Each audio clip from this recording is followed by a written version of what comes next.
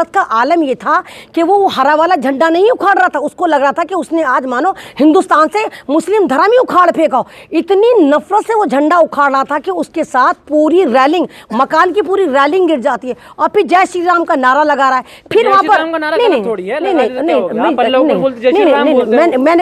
मैंने कहा तुम भी सारे के सारे एक तरह से भगवत चिंटू ही हो चुके। जैसी तस्वीर नहीं है, वो एक वीडियो है जो वायरल हुई है और मतलब जिसने भी वायरल करी है वो उन्हीं का बंदा है। दो नशेड़ी गंजेड़ी हैं और शक्ल से बिल्कुल भिखमंगे लग रहे हैं, सड़क पे बैठे हुए हैं। सूलते को ऐसे जो सूलता नहीं होता, वो जो 35 रुपए की गांजे आते उनको हाथों पे मसल रहे हैं और कह रहे हैं कि पुलिस ने हमारे साथ नाइंसाफ़ी करी। पुलिस ने हमसे कहा था कि वो हमें इतना वक्त देगी जितनी देर में हम पूरी मुसलमानों की बस्ती को उजाड़ देंगे, पूरे बहराइच को ख़त्म कर देंगे, लेकिन हमें इतना वक्त नहीं दिया गया। तो कमाल की बात है, मास्टरमाइंड आपके पास है और कोई अहमद रिजवी की रिपोर्ट नहीं, वो आपकी रिपोर्ट नहीं है। बड़े बड़े मीडिया पोर्टल पे वो वीडियो वायरल हो रही है, सब लोग उसको वायरल कर रहे हैं। और आप ये देखिए कि जो काउंटर एनकाउंटर हो रहे हैं मुसलमानों के हो रहे हैं, मुसलमानों को मास्टरमाइंड बताया जा रहा है। तो ये तो मैं तो शुरू से ही कह रही हूँ, अगर आप लोग मेरी वीडियो देख रहे हैं, मैं तो शुरू से ही कह रही हूँ कि बहराइच में ये प्री प्लान करा गया था, क्योंकि उत्तर प्रदेश की 10 सीटों पे बाई इलेक्शन था। तो बहराइच में इन्होंने पूरी खिचड़ी पकाई थी, मुसलमानों को टारगेट करा। पहले मुसलमानों को यात्रा के नाम पर प्रवोक करा गया, फिर एक आपने देखा झाड़ू से बिछड़ा हुआ तिनका जो अपने आपको सेनापति समझ रहा था, मुसलमान की छत पर चढ़ जाता है और वहाँ पर जय श्री राम के नारे लगाता है, फिर एक झंडा लगाता है और अपना आपको वो वाली फील लेकर आता है कि इस वक्त धर्म का भारत में सबसे बड़ा ठेकेदार वही है और जो सामने लोग जो उसको प्रवोक कर रहे हैं वो चूजा चवन्नी उसकी सेना है, उसकी रिया है और हिंदू धर्म को भारत में वही बचाकर छोड़ेगा। लेकिन उस बेचारे को खुद नहीं पता होता कि आज उसकी मौत की आहुति जो है यही समाज ले लेगा और उसकी गोली मार दी जाती है। कमाल की बात ये कहा जाता है कि मुसलमानों ने गोली मारी, इन्होंने गोली मारी, मुसलमानों ने मारी। आप देखिए हज़ारों हज़ार की भीड़ थी, पुलिस वाले वहाँ पर साथ थे। जब वो लौंडा गायब हुआ छत पे से, उस भीड़ ने जाकर उस घर में क्यों नहीं ढूंढा कि वो लाश कहाँ गई है, वो बंदा कहाँ गया, किसने गोली मारी, कैसे गोली मारी। और जब वहाँ पर लॉ एंड ऑर्डर ख़राब हो गया था तो वहाँ पर जो पुलिस खड़ी थी, मैंने माना चलो उसकी जो बंदूकें थी वो खिलौने वाली बंदूकें थी, प्लास्टिक की बंदूकें थी, वर्दी तो ओरिजिनल थी, ड्यूटी भी ओरिजिनल थी।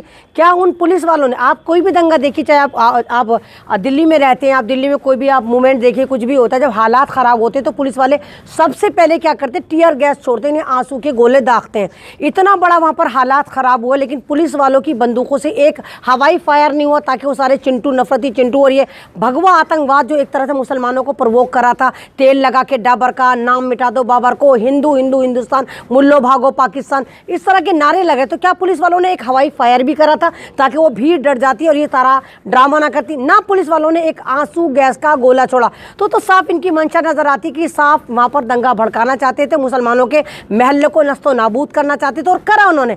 मतलब जिन मुसलमानों को इन्होंने तबाह बर्बाद करा, जिन मुसलमानों की पहले दुकानों को लूटा गया, घरों को लूटा गया, फिर बाद में उनको आग लगा दी गई, उन्हीं मुसलमानों के ऊपर ये बुलडोजर कार्रवाई करने की बात करते, उन्हीं मुसलमानों को चुन चुन के चिन्हित कर करके ये फर्जी FIR कर करके ये लोग जो है वो जेलों में डाल रहे हैं। तो सवाल यही फिर आपकी तरफ आ जाती है कि वो जो वीडियो वायरल हो रही है वो तो खुद कह रहा है कि हम मास्टरमाइंड हैं, पुलिस वाले हमारे साथ थे। तो क्या उस वक्त ऑन ड्यूटी जितने भी पुलिस वाले थे उनके खिलाफ कार्रवाई होगी? क्या उन लड़कों पर भी कार्रवाई होगी? क्योंकि वो तो खुद कह रहे हैं कि हम मास्टरमाइंड हैं, हम तो दंगा भड़काना चाहते थे लेकिन पुलिस ने हमें मौका नहीं दिया। इतना बर्बादियां लगाने के बाद उन्हें अब भी पुलिस से, एडमिनिस्ट्रेशन से शिकायत है। तो ये सारा का सारा प्री प्लान था। और आपकी वीडियो में और लगातार मैं ये भी कहती आ रही हूँ कि बहराइच एक ऐसी जगह है जहाँ पर मुसलमानों की जो बस्ती है वो भी बहुत गरीब है और जितने वो दलित समाज के, जो दूसरे पिछड़े हुए समाज के रहते हैं वो भी गरीब है। यानी सरकार को वहाँ से इतना सा भी रेवेन्यू जनरेट नहीं होता, लेकिन जो जनरेट हुआ एक नफरत का उन्होंने वहाँ पर एक खिचड़ी पकाई और पूरे भारत में सर्कुलेट करी। इसके बाद अब आप देख लीजिए कि लगातार पूरे भारत में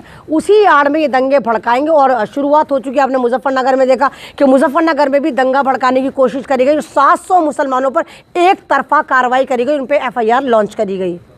लेकिन सवाल तो यही है ना, वो तो सिर्फ गद्दारों को बोल रहे थे ना, जो गद्दार है।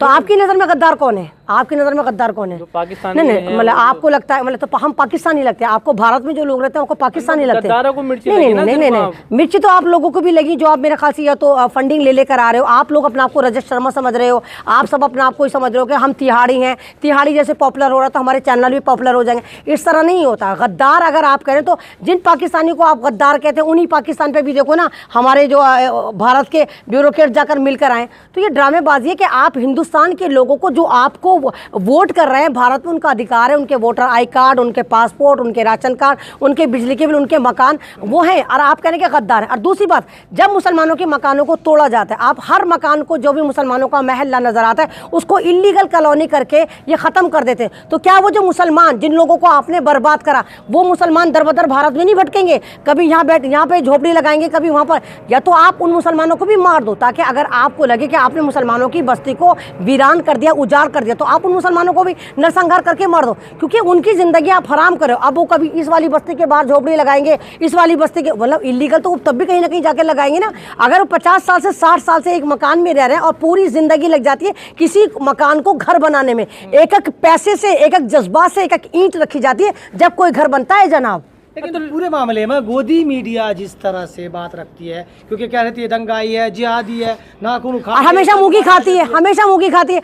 आपने नहीं देखा Rajesh Sharma black and white programme चलाता है, राजेश शर्मा सॉरी, आपने नहीं देखा कि तिहाड़ी किस तरह प्रोग्राम चलाता है ब्लैक एंड व्हाइट? उसने क्या बोला कि मुसलमानों ने इस तरह करा, इसके पैरों में इलेक्ट्रिक शॉक लगा, इसकी आंखों के पास चाकू के तेज धार के निशान पाए गए, इसके नाखूनों को पिलास से उखाड़ लिया गया।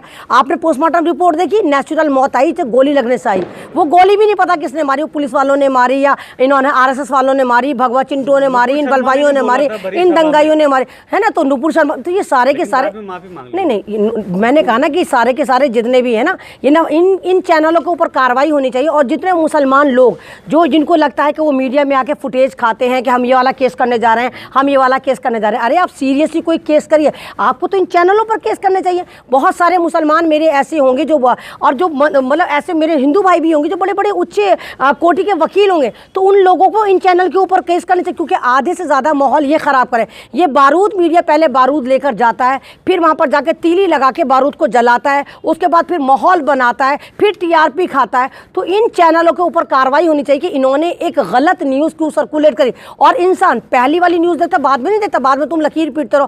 पहले जो आपकी वजह से पूरे देश का माहौल ख़राब हुआ, पूरे देश में दंगा भड़का, मुसलमानों को जिहादी आतंकवादी बताया गया, और पूरे बहराइच में जिस तरह मुसलमानों के घरों में जाकर औरतों के साथ बदतमीजी यानी रेप की कोशिश करी गई, और होता तक कर भी रही हूँ, और वो आज बेचारे शेल्टर की तलाश में इधर उधर भटकते फिर, उनका मकान तोड़ दिया गया, लूट लिया गया, प्रॉपर्टी लूट ली गई, और उसके बाद उन्हीं के एनकाउंटर हो रहे हैं, उन्हीं की धरपकड़ हो रही है। तो हम कौन से वाले देश में रह रहे हैं? ये कौन सा साम्राज्य है? ये कौन सा हिंदू राष्ट्र है? लोगों को मस्जिद के सामने या मुसलमानों के घर ही को अच्छा लगता है जनता? नहीं, देखिए, वो मुसलमानों के इनको महल्ले नजर आते हैं। आप ये देखिए, आप जितनी भी कांवड़ यात्रा होती है उनमें देखिए, आप उन लोगों के धर्म मालूम करिए कौन लोग हैं जो धर्म का एक तरह से परचम लेकर चलते हैं। आपने देखा वो चूजा चवन्नी सा जो इनकी मुसलमान की छत पर चढ़ गया था, और इसकी नफरत का आलम ये था कि वो हरा वाला झंडा नहीं उखाड़ रहा था, उसको लग रहा था कि उसने आज मानो हिंदुस्तान से मुस्लिम धर्म ही उखाड़ फेंका हो। इतनी नफरत से वो झंडा उखाड़ रहा था कि उसके साथ पूरी रैलिंग, मकान की पूरी रैलिंग गिर जाती है, और फिर जय श्री राम का नारा लगा रहा है। फिर वहाँ पर मैंने कहा तुम भी सारे के सारे एक तरह से भगवत चिंटू ही हो चुके। जय श्री राम का नारा लगाना गलत है, जय श्री राम का मतलब समझते हो? मतलब आपने जय श्री राम के नारे को एक आतंकी नारा बना दिया। अब जय श्री राम का नारा जहाँ पर लगता है, अगर मुसलमानों के महल्ले में लगता है तो मुसलमान अल्लाह खैर करके सोते हैं, पता नहीं आज किसकी कज़ाई, किसकी मॉब लिंचिंग होगी, किसका घर जलेगा, किसका घर उजड़ेगा। और अगर यही नारा भगवत चिंटू के इलाके में लगता है तो वो खुश हो जाते हैं कि भाई 2 रुपये वाले हमारा बिजनेस मिल गया, अब हमें कमेंट कर रहे हैं, हमें मुसलमानों को गाली देनी है, दीन को गाली देनी है, इस्लाम को गाली देनी है, टोपी को गाली देनी है, मुसलमान को हिजाब को गाली देनी है।